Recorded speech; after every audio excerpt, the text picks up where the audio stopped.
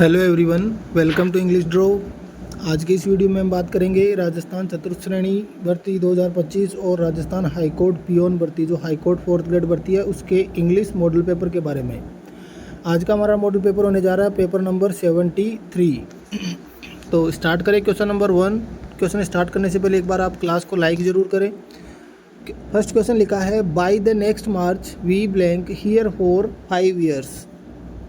Option है हमारे सामने will be living, shall be living, shall have been living और शैल हैव लिविंग। अब देखो शैल हैव लिविंग नहीं आता, शैल हैव के साथ थर्ड फॉर्म आती है, तो ये ऑप्शन तो फोर्थ ऑप्शन तो डायरेक्ट कैंसिल हो गया। अब लिखा है वी, सब्जेक्ट क्या हमारा वी, और आई और वी के साथ शैल आता है, तो यहाँ से विल कैंसिल हो जाएगा। अब बचा शैल बी लिविंग और शैल हैव बीन लिविंग। देखो यहाँ पे क्या लिखा हुआ है, since for all, 4 plus time दिया हुआ है, मतलब परफेक्ट कॉन्टिन्यूअस टेंस का हमें यूज करना है, और परफेक्ट कॉन्टिन्यूअस टेंस का एक ऑप्शन दिया हुआ हमें ऑप्शन 3।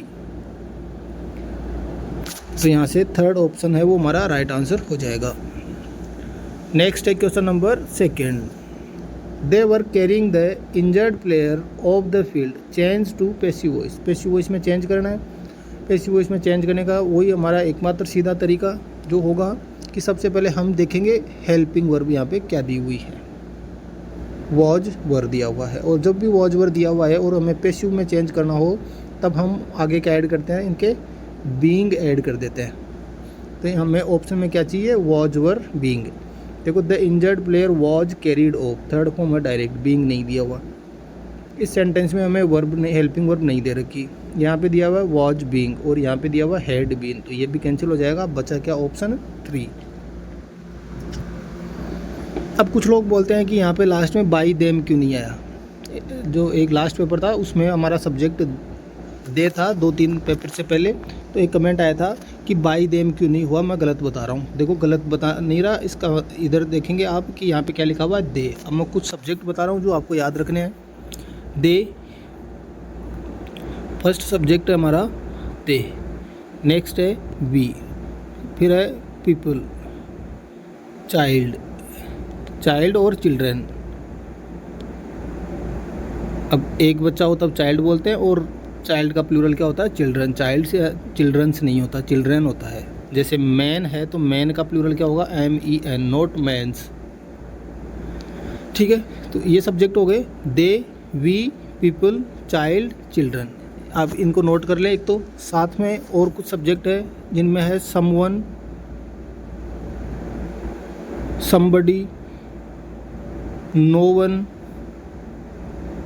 नोबडी, एनीवन और एनीबडी। ये सब्जेक्ट, जब भी ये सब्जेक्ट दिया हुआ है तो ये सब्जेक्ट कैसे होते हैं, अनइम्पोर्टेंट सब्जेक्ट इनको कहा जाता है। तो पैसिव में चेंज करते टाइम पर इनको ऑब्जेक्ट की जगह बाई लगा के यूज नहीं करते, इसलिए ये यहाँ पे बाई देम नहीं आएगा। कई बार ऑप्शन में दिया हुआ आ सकता है लेकिन रूल के अकॉर्डिंग ये नहीं आएगा, तो आप ये याद रखें। तो यहाँ से हमारा ऑप्शन 3 है वो राइट आंसर हो चुका है।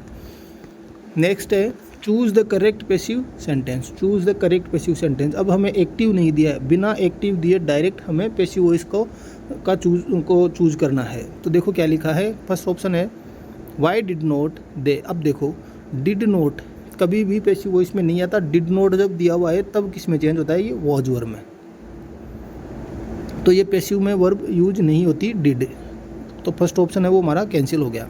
नेक्स्ट है why was the roof not mend before it comes down. देखो मैंड फर्स्ट फॉर्म है, मैंडेड है वो इसकी थर्ड फॉर्म होती है, और पैसिव वॉइस में हम कौन सी फॉर्म यूज करते हैं, थर्ड फॉर्म। तो ऑप्शन 2 कैंसिल हो गया। Why was the roof not mended before it came down, तो ऑप्शन 3 है वो हमारा राइट आंसर हो गया। फोर्थ ऑप्शन है why the roof, why the roof. देखो वाई के बाद डायरेक्ट क्या दे दिया, सब्जेक्ट, जबकि यहाँ पे बीच में क्या आना चाहिए, इंट्रोगेटिव में हेल्पिंग वर्ब आनी चाहिए थी यहाँ पे, जो कि हमें नहीं दी हुई है, तो ये कैंसिल हो जाएगा। ऑप्शन 3 है वो हमारा राइट आंसर हो जाएगा। नेक्स्ट है question number 4। Pooja said to Sejal you are looking so beautiful tonight, change into indirect speech. Indirect speech में चेंज करना है। ये रिपोर्टेड स्पीच का पार्ट है और ये सिंपल सेंटेंस है। तो सिंपल सेंटेंस जब भी दिया हुआ है तो सेड टू किस में चेंज होता है, टोल्ड में।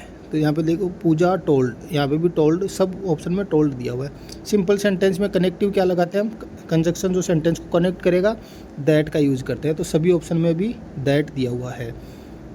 अब देखो क्या लिखा हुआ है, यू कौन सा पर्सन होता है, यू है वो सेकंड पर्सन प्रोनाउन आता है।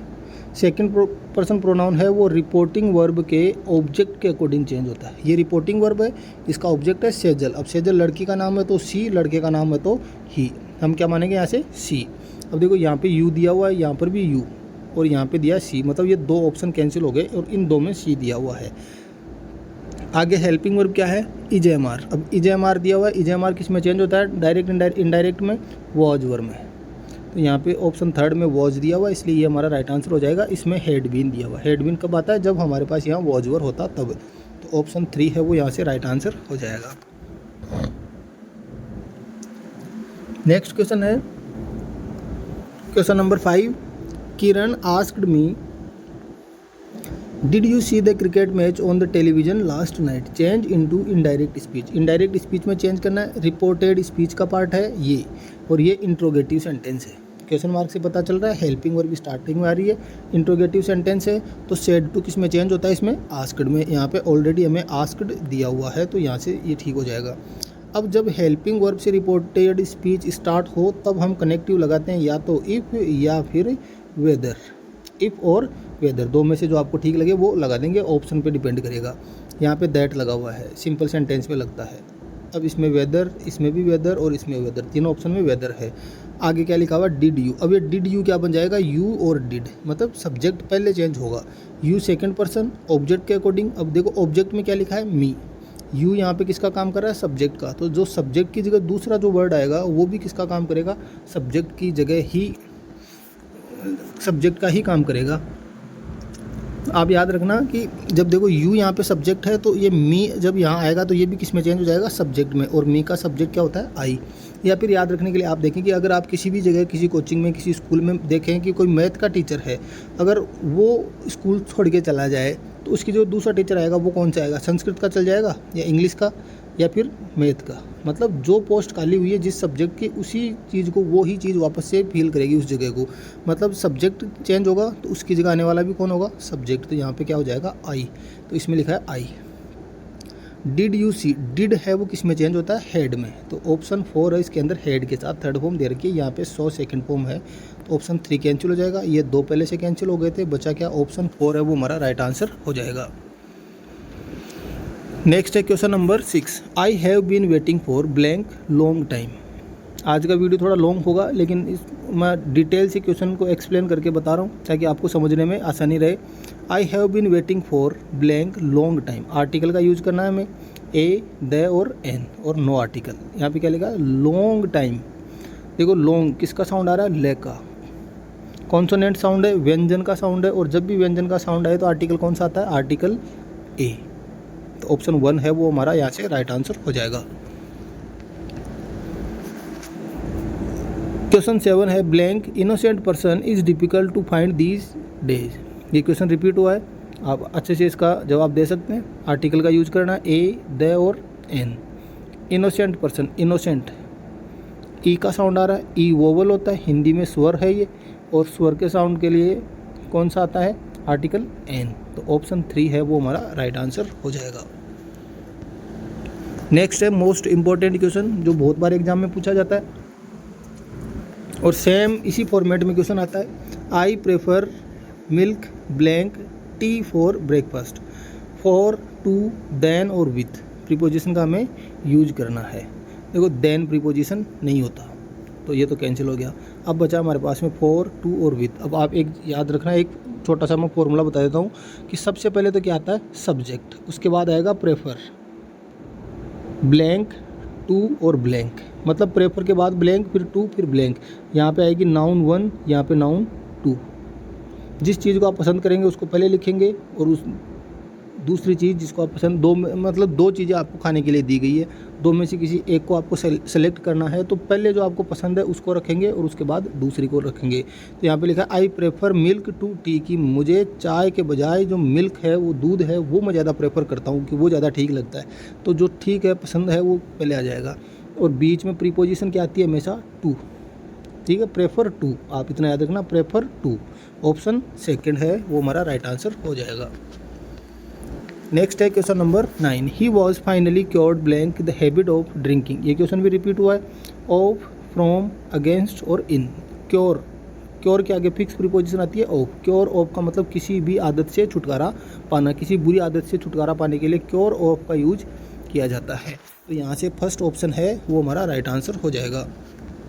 नेक्स्ट है question number 10, change the assertive sentence to negative. Assertive sentence दिया है, सिंपल सेंटेंस दिया है, किस में चेंज करना है हमें, नेगेटिव में चेंज करना है।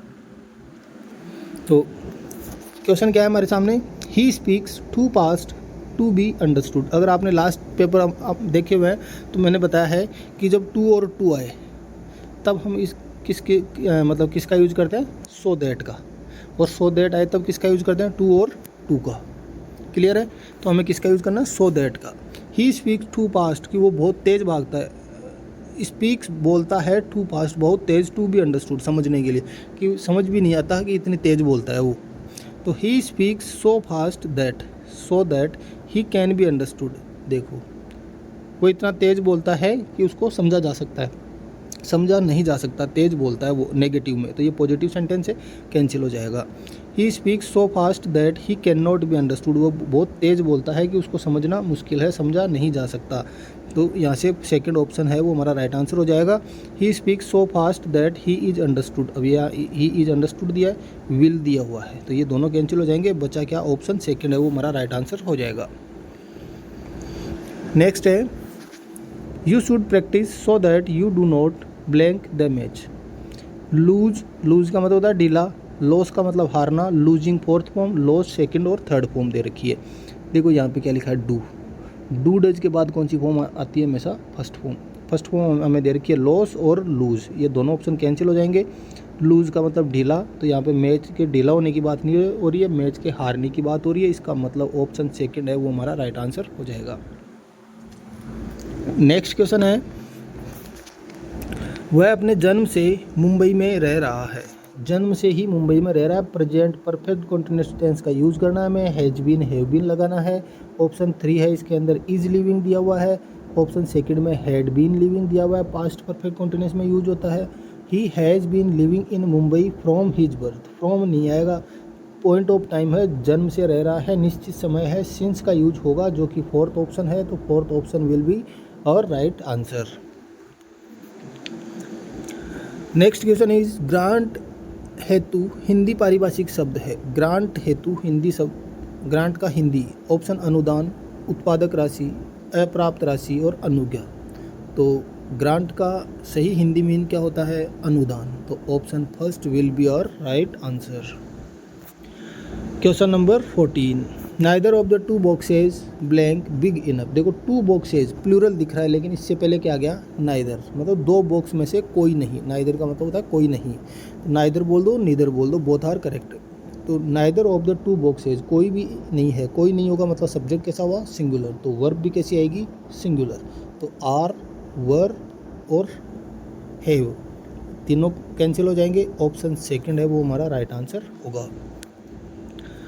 लास्ट क्वेश्चन है, which part of the sentence has an error with a total of 45 matches.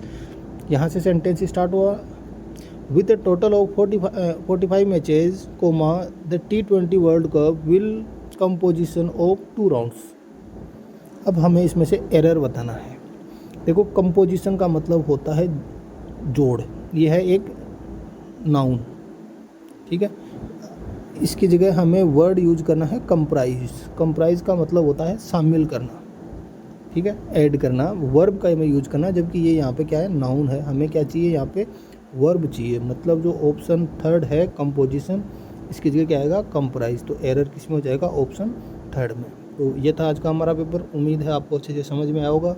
फिर भी अगर आपको कोई डाउट हो तो आप कमेंट करके पूछ सकते हैं। बाकी कल और या फिर परसों से 8 अगस्त है, 8 अगस्त से आपको टॉपिक वाइज हमारे जो 15 टॉपिक है, 15-14 जो भी टॉपिक दिए हैं 4th ग्रेड के अंदर, टॉपिक वाइज आपको जो एक्सप्लेनेशन है, रूल्स है, कंप्लीट है, वो टॉपिक वाइज आपको वीडियो मिल जाएगा। तो आप चैनल को सब्सक्राइब करके रखें और जाने से पहले एक बार क्लास को लाइक करना ना भूलें। Thanks for watching.